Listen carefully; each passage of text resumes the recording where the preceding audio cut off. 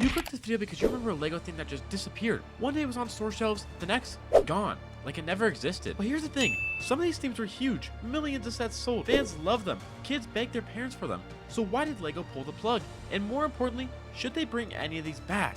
Today we are going through some of the most beloved LEGO themes that got cancelled. By the end of this video, you'll know exactly which ones deserved a second chance and which ones LEGO was right to kill off. Let's get into it. We're starting with the big one, the theme that literally saved LEGO. Yes, you heard that right. In the early 2000s, LEGO was losing money fast. Toys weren't selling, the company was in serious trouble. Then came 6 mysterious canisters. They showed up in stores in 2001. Their names Tahu, Gali, Lewa, Poatu, Anua, Kopaka. This was Bionicle, and it changed everything. Bionicle wasn't like regular LEGO. These were buildable action figures, part robot, part warrior, part legend. They used ball and socket joints that allow them to move. They had their own comics, movies, video games, and a whole story world called the Motoran universe. Kids weren't just building these sets, they were collecting characters, following a storyline, building their own heroes. At its peak in 2002, Bionicle was LEGO's single best-selling product line. Not just one of the best, the best. It ran for nearly 10 years, from 2001 all the way to 2010. That made it one of the longest running LEGO themes ever. It was very popular from 2001 to 2010. It was massively successful. It helped rescue LEGO from their financial disaster. Some of the best sets were the Toa Mata Tahu set. This was the fire warrior that started it all. Paraka Zaktan, a fan favorite villain. Kardash Dragon, one of the largest Bionicle models ever made. So why did it end? After 8+ years, the storyline got very complicated. Fans felt lost, sales started dropping. So Bionicle is gone for now. But here's what's wild. Fans are still begging LEGO to bring it back. There are petitions with thousands of signatures. The question is, are they actually listening? We'll come back to that. But first, let's talk about one of the oldest LEGO themes ever,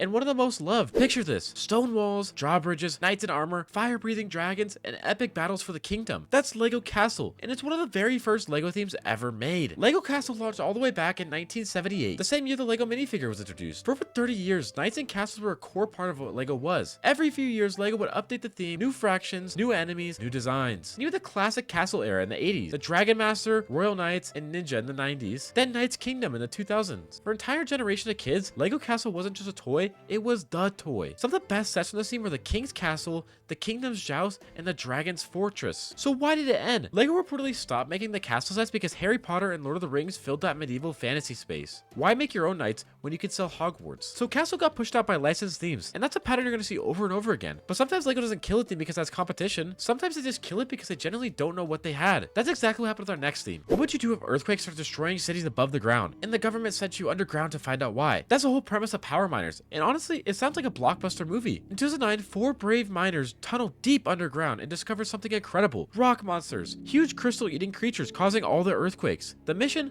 Collect the energy crystals before the monsters could eat them. Power Miners had some of the most creative set designs LEGO has ever made. Giant drills, armored underground vehicles, and glowing orange crystals everywhere. It was colorful, exciting, and easy for kids to understand, and it sold really well when it launched. This theme had a short run. It was only available for 2 years, and it was really successful, especially the first year. Fans and critics loved it. Some of the best sets from this theme were the Titanium Command Rig, Underground Mining Station, and the Crystal Sweeper. So why did it end? In just 2 years, LEGO pulled the plug. Many fans believe LEGO moved on too fast before the theme could fully build its fan base. Power Miners got cut short, but at least it got 2 years. Our next team got 1, and it deserves so much more. In 2011, LEGO decided to answer the question that kids have been asking for years. What if aliens actually invaded Earth? Aliens Conquest had humans and aliens fighting over the planet, and the aliens had one very creepy goal: abducting humans to steal their brains. The sets were wild. You had flying saucers with abductor beams, alien soldiers, Earth defense sets, jet fighters, and even a mobile command center. The aliens' designs were creative and spooky, the minifigures were some of the coolest LEGOs ever made, and the story made sense for kids. Good guys versus alien invaders. Simple, fun, and awesome. Alien Conquest had everything it needed to be a long-running success. Some of the best sets from this team were the alien mothership, the Earth defense HQ, the jet copter encounter. LEGO only gave it 1 year with no second wave. Many fans believe the theme was canceled too early and never got a fair chance. Aliens Conquest, 1 year and done. LEGO moved on. But speaking of themes that came and went too fast, Monster Hunters actually managed to sink its claws in a little bit longer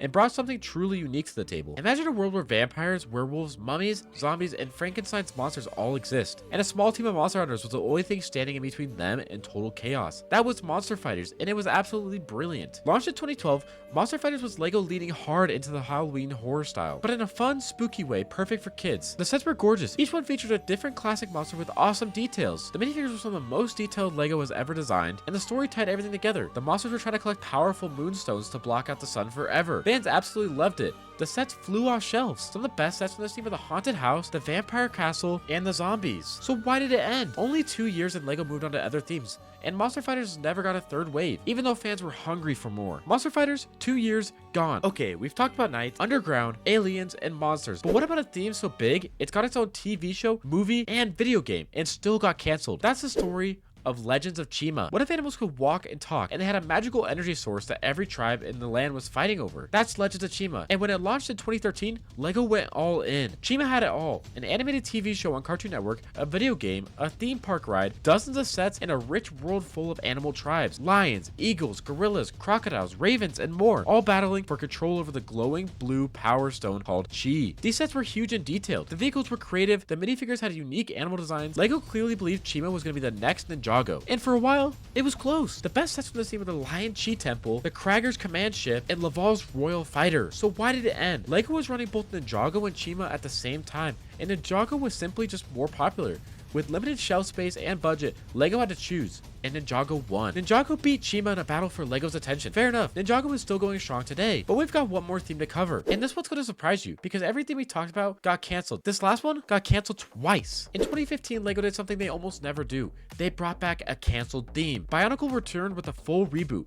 New characters, new story, new sets. Fans lost it with excitement. YouTube channels blew up, message boards went crazy, but here's the twist. The reboot only lasted 2 years before canceling it again in 2016. So what went wrong? LEGO tried to make the new Bionicle simple and easier for kids to get into, but fans felt they'd lost the deep story and unique feel that made the original so special. Sales weren't strong enough and LEGO pulled the plug. So after going through all these, here's my honest take on each one. Alright, starting first with Bionicle. Personally, I'm not a huge fan of Bionicle and I don't really see the appeal to them. I feel like they don't look like LEGO in my opinion, but there is a huge fan base, so I would say maybe on this one. And LEGO Castle and Knights, yes, 100% bring this theme back. There is a huge desire for Knight sets on the market right now, and we saw that with the Lion Knights Castle, so definitely bring this back. Okay, Power Miners, I think they should bring this theme back. I loved it as a kid.